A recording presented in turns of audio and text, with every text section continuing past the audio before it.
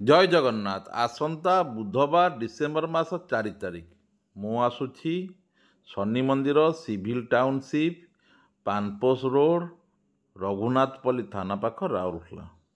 आपण मैंने जानिथिबे दीर्घ 1.5 वर्ष हेबो मोर राउरकेला दैवी चिकित्सा चलुछि। आपण मैंने जानिथिबे असाध्य रोग आ मेडिकल फेरंता रोगी प्रचुर भिड़ हुए। आपण मैंने वीडियो देखिथिबे किपरि रोगी सब भल होती। जदि आपण मानकर किसी रोग दुख कष्ट अच्छी आसतु थे देखा करूँ।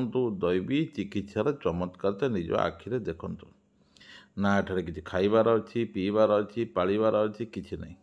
केवल भगवान का आशीर्वाद रे असाध्य रोग सब भल हुए। थरे आसतु निज आखिरे ये दैवी चिकित्सा देखु। आजिर आधुनिक जुगे यह अविश्वास लगुले भी सत। थरे आसतु जदि आपण मानकर देह खराब अच्छी थरे आसतु निजे देखंतु किपरि दैवी चिकित्सा करा जाए। आ ये चिकित्सा कौन सी खाइबार नहीं पीबार नहीं पालिबार नहीं किसी नहीं। केवल टिके भगवान का आशीर्वाद जो आशीर्वाद असाध्य रोग सब भल हो जाए।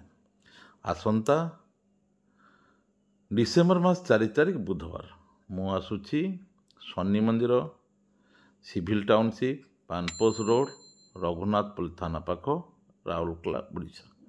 आ थरे आसतु निज आखिरे दैवी चिकित्सार चमत्कार देखु किपरि एठी लोक मानकर भिड़ रोचे देखु। असाध्य रोग पड़ी रोगी मैंने किपरि भल होउछन देखु। निज आखिरे देखु निज आखिरे देखिले निज अनुभव करेंगे विश्वास करेंगे दैवी चिकित्सार चमत्कार। निजे न देखिले आपण माने विश्वास करें दैवी चिकित्सा द्वारा असाध्य रोग सब भल हो जाए। आपण संगे संगे अनुभव करें जे आपण जिनस आपड़ थे भावतु ये किसी खाइबापी नहीं पालिबापी नहीं किसी नहीं। केवल टिके आशीर्वाद आशीर्वाद असाध्य रोग सब भल हुए। थे आसतु आसंता बुधवार डिसेम्बर मास 4 तारिख मु आसुछि शनि मंदिर civil township Panposh road Raghunathpalli थाना पाख राउरकेला ओडिशा। दयाकोरी ये भिडियोटी आप शेयर करूँ। जदि आप भाई बंधु कुटुंब की देह खराब अच्छे आनिक देखा निज अनुभव करूँ दैवी चमत्कार निज आखिरे देखु। दयाकोरी भिडियोटी शेयर करूँ। प्रभु जगन्नाथ भल रखु। जय जगन्नाथ जय जगन्नाथ जय जगन्नाथ। डिसेम्बर 4 तारिख बुधवार मैं आ रहा हूँ शनि मंदिर civil township Panposh road Rourkela Raghunathpalli थाना के पास शनि मंदिर में आ रहा हूँ। अगर आपकी कोई बीमारी है कोई रोग दुख कष्ट तकलीफ है एक बार आइए और अपनी आँखों से दैवी चिकित्सा का चमत्कार देखिए। ना यहाँ कुछ खाने के लिए मिलता है ना कोई मेडिसिन है इंजेक्शन है कुछ भी नहीं। सिर्फ भगवान का आशीर्वाद से बड़ा बीमारी ठीक हो जाता है।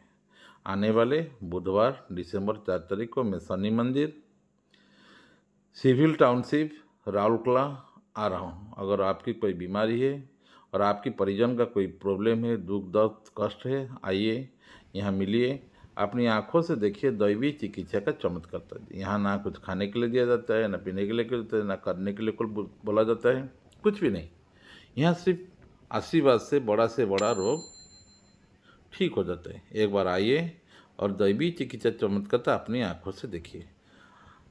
कमिंग वेडनेसडे डिसेम्बर 4 तारीख को मैं आ रहा हूँ शनि मंदिर सिविल टाउनशिप राउरकेला।